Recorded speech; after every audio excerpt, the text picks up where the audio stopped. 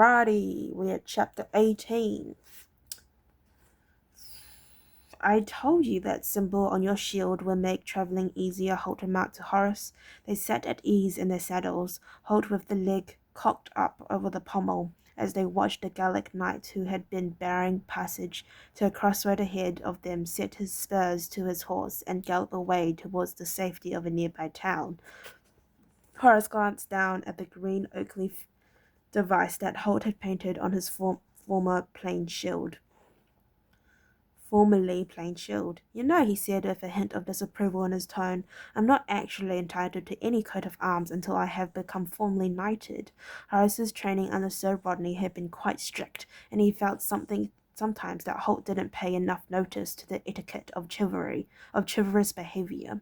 The bearded ranger glanced sidelong at him and shrugged. For that matter, he remarked, you're not entitled to contest any of these knights until you've been properly knighted either.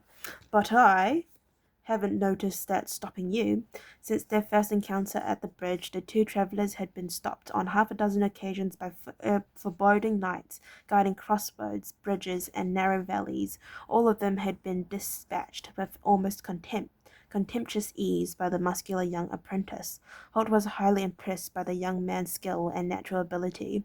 One after another, Horace had sent the roadside guardlings toppling from their saddles, as at first with a few deftly placed strokes from his sword, and more recently as he had captured a good stout lance with a balance and a feel that he liked in a thundering charge that unseated his opponent and sent him flying meters behind his galloping horse.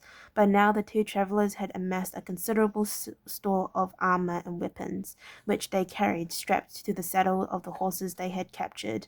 At the next sizable town they had come to, Holt planned to sell horses, arms, and armour.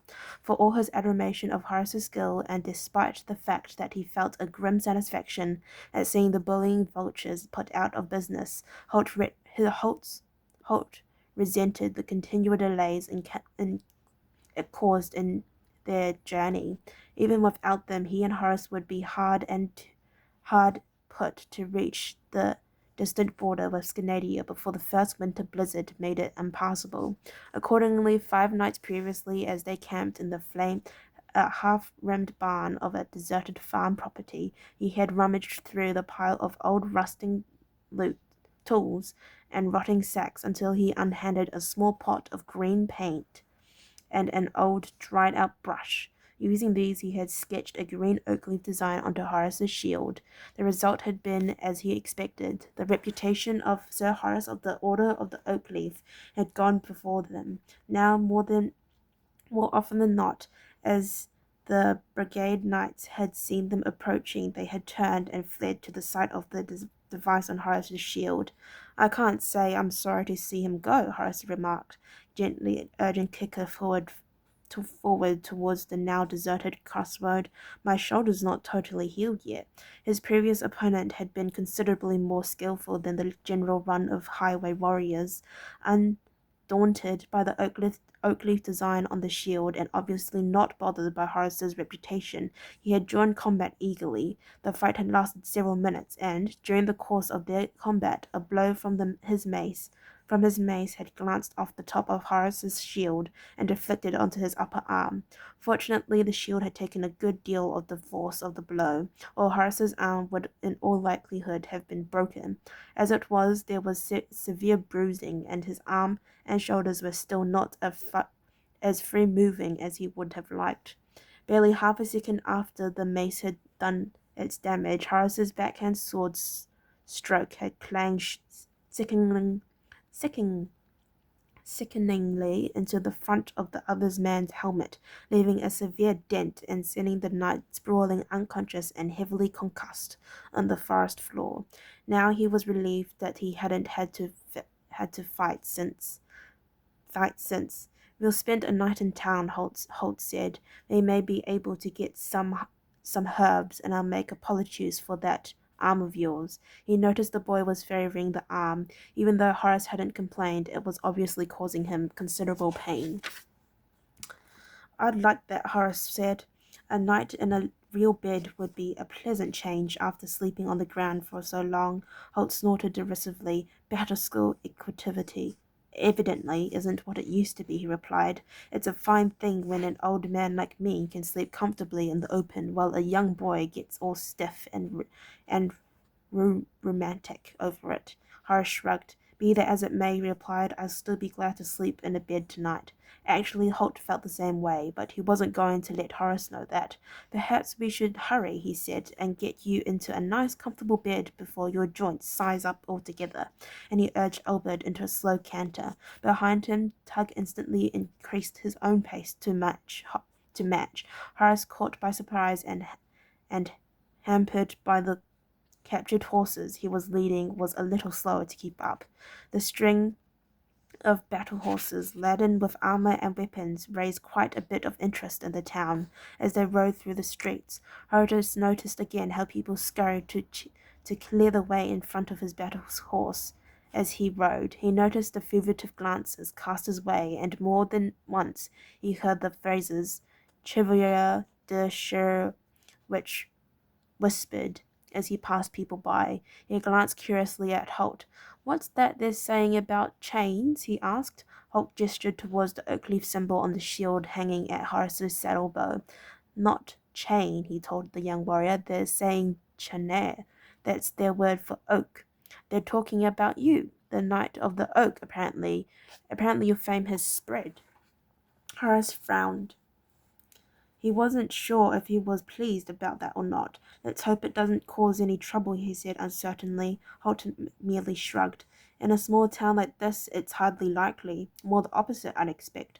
For it was a small town, barely more than a village, in fact. The single main street was narrow, with hardly room for their two horses to move abreast. People on foot had to press back on the way, stepping into the side streets to let the horsemen pass. The remaining in that position as a small string of battle horses clopped quietly along behind them. The street itself was unpaved, a mere dusty track that would quickly turn to thick, gluey mud in the event of any rain. The houses were small, mostly single-story affairs, which seemed to have been built on something less than the normal scale. Keep your eyes open for an inn, Holt said quietly. Travelling with a notorious companion was a novel experience for Holt. In Ireland he was accustomed to the suspicion and sometimes fear which greeted the appearance of a member of the Ranger Corps. The malted cloak with their deep cowls were a familiar sight to people in the kingdom. Here in Gallica he was quite pleased to notice the Ranger uniform, along with the distinctive weaponry of longbow and double knives, seemed to evoke little or no interest. Horace was a different matter entirely. His reputation had obviously gone before them, and people eyed him with the same edge of suspicion and uncertainty that Holt had become used to over the years. The situation pleased Holt quite well. In the event of any trouble, it would give him and Horace a decided edge if people had already decided that the main danger came from the strapping young man in armor. The fact of the matter was that the grizzled older man in the nondescript cloak was a far more dangerous potential enemy. Up ahead there, Horace said, rousing Holt from his musings. He followed the direction of the boy's pointing finger, and there was a building, larger than the others, with a second story leaning precariously out over the street, rather uncertainly supported by uneven oak beams that jutted out at first floor level. A weathered signboard swung gently in the breeze, with a crude description of a wine glass and a platter of food marked on it in peeling paint. Don't get your hopes too high about a nice soft bed for the night, Holt warned the apprentice. We may well have slept soft in the forest. He didn't add that they would almost certainly have slept cleaner. As it turned out, he had done the inn an injustice. It was small, and the walls weren't quite true to the perpendicular. The ceiling was low, and uneven, and the stairs seemed to lean to one side as they made their way up to inspect the room they had been offered. But at least the place was clean, and the bedroom had a large glazed window which had been flung wide open to let in the fresh afternoon breeze. The smell of freshly plowed fields carried to them as they looked out over the higgledy-piggledy mass of steeply pitched roofs in the town. The innkeeper had his wife were both elderly people, but at least they seemed welcoming and friendly to their two guests, particularly after they had seen the store of arms and armor piled on the riderless horses lined up outside the inn. The young knight was obviously a man of property, they decided, and a person of considerable importance as well, judging by the way he left all dealings to his manservant, the rather surly fellow in a grey and green cloak. It suited the innkeeper's sense of snobbery to assume that people of noble birth didn't deign to interest themselves in such commercial matters at the price of a room of the night. Having ascertained that there was no market within the town where they might be able to convert their captured booty into money, Holt allowed the inn stable boy to bed their horses down for the night, all except Albert and Tug, of course. He was to see them personally, and he was pleased to note that Horace did the same for Kicker. Once the horses were settled, the two companions returned to their room. Supper wouldn't be ready for an hour or two, the innkeeper had told them. We'll use the time to take a look at that arm of yours, Holt told Horace. The younger man sank gratefully on the bed and sighed contentedly. Contrary to Horace's expectation, the beds were soft and comfortable, with thick, clean blankets and crisp white sheets. At a gesture from Holt, the apprentice stood up and pulled his mail shirt and tunic over his head, grunting slightly with pain as he had to raise his arm above shoulder height to do it. The bruising had spread across the entire upper arm, creating a patchwork of discolored flesh that ran from dark blue-black, to an ugly yellow around the edges. Holt probed the bruising area critically, feeling to make sure there were no broken bones. "Ow!" said Horace, as the ranger's fingers prodded and poked around the bruise. "Did that hurt?" Holt asked, and Horace looked at him with exasperation. "Of course it did," he said sharply. "That's why I said ow." Holt muttered thoughtfully, and sizing the arm, he turned it this way and that, while Horace gritting his teeth against the pain, finally able to contain his annoyance no longer, he stepped back away from Holt's grasp. "Are you actually hoping to accomplish anything there?" he asked in a peevish tone of voice. "Or are you just having fun causing me pain?" "I'm trying to help," Holt said mildly. He reached for the arm once more, but Horace backed away. "Keep your hands off," he said. "You're just poking and prodding. I can't see how that's supposed to help." "I'm just trying to make sure there's nothing broken," Holt explained, but Horace shook his head at the ranger. "Nothing's broken. I've got some bruising, that's all." Holt made a helpless gesture of resignation. He opened his mouth to speak, planning to reassure Horace that he really was trying to help, when matters were taken out of his hand, literally. There was a brief knock at the door. Then, before the sound had died, the door was flung open, and the innkeeper's wife bustled in with an armful of fresh pillows for the beds. She smiled at the two of them. Then her gaze lit upon Horace's arm, and the smile died, replaced instantly by a look of motherly concern. She let go a terror of Gallican that neither of them understood, and moved quickly to Horace's side, dumping the pillows on his bed. He watched her suspiciously as she reached out to touch the injured arm. She stopped, pursed her lips, and met his gaze with a reassuring look. Satisfied, he allowed her to examine the injury. She did so gently, with a light, almost imperceptible touch. Horace, submitting to her administrations, looked meaningfully at Holt. The ranger scowled and sat on the bed to watch.